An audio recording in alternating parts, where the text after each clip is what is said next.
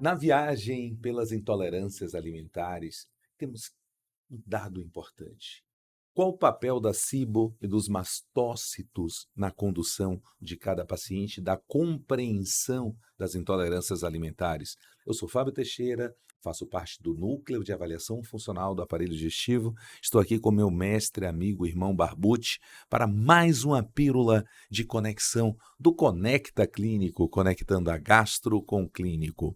Meu querido, seja bem-vindo. Obrigado, Fábio. É um grande prazer estar aqui. Hoje a gente vai falar um pouquinho sobre o papel do supercrescimento bacteriano e de célulazinhas muito importantes, que são os mastócitos, na gênese dos sintomas relacionados com as reações adversas a alimentos. Maravilha. Beleza.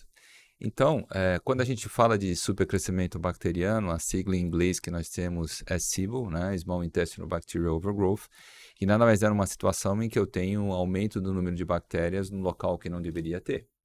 Como a gente sabe, talvez a principal função do ácido clorídrico do nosso organismo seja a redução do número de organismos a nível de estômago e de duodeno proximal. Então, falando em números, se eu tiver uma produção adequada de ácido clorídrico, os alimentos que eu ingiro com grande quantidade de bactérias vão ter grande parte dessas bactérias retiradas graças ao efeito bactericida do ácido clorídrico. E esse efeito bactericida do ácido clorídrico, ele é ainda ajudado, vamos dizer assim, por efeito bactericida também das enzimas pancreáticas e dos sais biliares. Então, falando em números, a gente vai ter 10 a segunda unidades formadoras de colônia por ml, de micro-organismos no nosso duodeno. À medida que essas bactérias, então, se formam ali, elas vão ter que descer por todo o intestino delgado, é uma estrutura que tem 6 a 7 metros de extensão, e à medida que elas vão descendo, elas vão se multiplicando, o número delas vai aumentando, de tal modo que no intestino grosso eu já vou ter 10 a 11ª, 10 a 12ª unidades formadoras de colônia por ml. Também existe uma diferença muito grande do tipo de micro-organismos encontrados em diferentes partes do tubo digestivo, relacionados com o pH e relacionados com a disponibilidade de oxigênio. De tal modo que no tubo digestivo alto eu vou ter mais bactérias aeróbias, né? E no intestino grosso, anaeróbias, e entre isso as anaeróbias facultativas. Né? Então, qualquer alteração do número de micro-organismos a nível de intestino delgado ou de tipo de micro-organismos encontrados no intestino delgado, por exemplo, quando existe alguma ruptura da barreira da válvula ileocecal, né? Permitindo então com que as bactérias do intestino grosso migrem para o intestino delgado, a gente tem supercrescimento. E supercrescimento é uma doença que pode gerar uma série de sintomas, tanto intestinais quanto extraintestinais, especialmente muito importante do ponto de vista nutricional, já que pode interferir na absorção de vários nutrientes, especialmente a vitamina B12.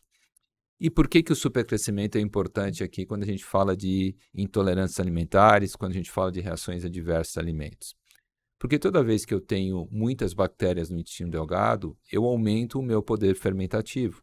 Então, se eu tenho, por exemplo, intolerância à lactose, essa parte dos sintomas de intolerância são relacionados com a fermentação da lactose não digerida pelas bactérias do meu intestino delgado.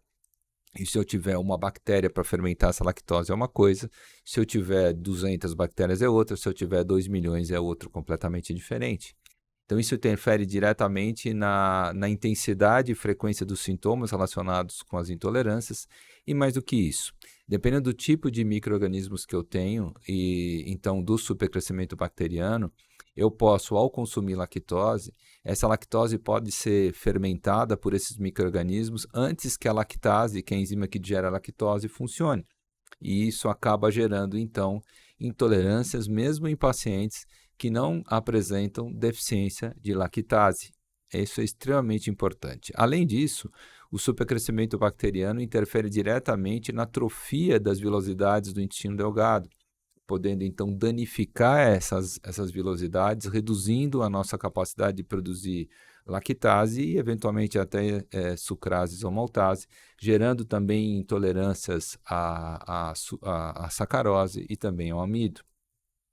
Mas esse poder fermentativo, então, que gera intolerância, é especialmente importante quando a gente fala de monossacarídeos absorvidos no intestino delgado proximal. como é o caso da frutose e é o caso dos polióis. Então, esse trabalho é um trabalho muito interessante que mostra claramente aqui que quando a gente tem supercrescimento bacteriano, a gente tende a ter uma maior intensidade de sintomas relacionados com o consumo, tanto de lactose, quanto frutose, quanto aqui sorbitol. E quando eu trato esse supercrescimento bacteriano, vejo o que acontece. Praticamente desaparece a intolerância à lactose, desaparece quase completamente a intolerância à frutose e também diminui bastante os problemas relacionados com a má digestão de polióis, que a gente vai ver tem direta relação com a atrofia velocitária, embora a gente tenha poucos trabalhos que avaliam especialmente esse tipo de intolerância. Qualquer alimento, na verdade, pode gerar efeitos adversos intestinais, né? E cada vez mais a gente tem desenvolvido os testes para tentar interpretar ou prever ou identificar por que esse alimento, né, traz esses efeitos e quais são esses alimentos, na verdade, que a gente deveria restringir. Isso poderia nos ajudar em a gente personalizar mais a dieta para os nossos pacientes. Um dos tipos de participação mais importante que a gente tem na gênese desses sintomas, como player bastante importante, são os mastócitos. Os mastócitos são granulócitos, como vocês sabem, são leucócitos, e que têm mais de 100 substâncias dentro deles, e que, quando ativados, liberam essas substâncias através da degranulação, e várias dessas substâncias interferem diretamente na motilidade do intestino, na sensibilidade do intestino, nas secreções intestinais e modulam, na verdade, também diretamente o eixo cérebro-intestinal. Substâncias como histamina, como triptase, como serotonina são secretadas pelos mastócitos. Interessante a gente mencionar que quando, por exemplo, eu tenho uma alergia alimentar clássica IgE mediada, o que acontece é que eu tenho uma sensibilização do meu organismo através, então, da capacitação de produzir imunoglobulinas do tipo E contra determinado alimento. Por exemplo, alergia ao ovo, eu faço IgE contra o ovo. E na próxima vez que eu ingiro o ovo, essa IgE é secretada, ela se acopla aos mastócitos, permitindo então agora a degranulação mastocítica e gerando os sintomas relacionados com alergia. Isso gera efeitos sistêmicos, né? Então, a alergia alimentar clássica, o paciente ele vai consumir o ovo, ele vai ter urticária, vai ter broncoespasmo, pode ter um choque anafilático e morrer, dependendo do grau de reação que ele tem. Entretanto, mais recentemente, a gente tem visto que os mastócitos podem participar da gene de vários sintomas relacionados com o alimento sem que exista uma participação da IgE diretamente. É possível alimentos passarem a barreira intestinal, especialmente quando existe então desequilíbrio dessa barreira e aumento da permeabilidade intestinal, e diretamente interagirem com os mastócitos, sem que haja a participação da imunoglobulina E, gerando então degranulação mastocítica e gerando sintomas. Só que aqui os sintomas acabam sendo sintomas muito mais localizados no intestino do que extraintestinais. A grande dificuldade que a gente tem é de identificar de fato se existe essa interação dos alimentos com esses mastócitos intestinais. Então, alguns testes foram desenvolvidos, como por exemplo o COLAP test, e que consiste em a gente injetar na parede do intestino o antígeno alimentar que eu estou pesquisando e observar depois se existe reação local nesse intestino, como a gente vê claramente aqui, após a ingestão de um antígeno alimentar, ou ingestão não, a infusão do antígeno alimentar na mucosa colônica, gerando então edema e alteração importante. Quando isso acontece com determinado alimento, se eu restringir esse alimento, existe uma boa chance no meu paciente realmente melhorar dos sintomas relacionados com a ingestão desses alimentos. Isso foi recentemente também comprovado em artigo publicado na nossa principal revista de gastroenterologia, o Gastroenterology, mostrando que existe até uma incidência razoável, né, de pacientes que têm reações adversas a alimentos locais no intestino, não mediadas pela produção de IgE, graças então à interação direta desses antígenos alimentares com os mastócitos e, eventualmente, basófilos localizados na submucosa, né? Essa interação dos alimentos com esses granulócitos também pode mostrar alteração eosinofílica nas biópsias intestinais, né? Isso pode ser identificado. E cada vez mais começa a se desenvolver os testes de ativação desses granulócitos. O caso aqui é o teste de estimulação basofílica, que pode então direcionar o tipo de dieta que a gente passaria ou recomendaria para os nossos pacientes. Nos casos aqui, são pacientes em que se isola um basófilo desses pacientes, se coloca esse basófilo numa lâmina e se expõe esse basófilo a diferentes antígenos alimentares. E a gente vê se esse basófilo degranula ou não degranula. Quando eu faço esse teste, e esse teste é positivo, e eu direciono a dieta baseada nesse teste, a chance do meu paciente responder uma dieta é muito maior, como a gente pode ver nesse trabalho. Os italianos têm estudado muito isso. Então, quando a gente passa uma dieta, por exemplo, para intestino irritável, baseado nesses testes direcionados, a chance do meu paciente responder é bem maior, né?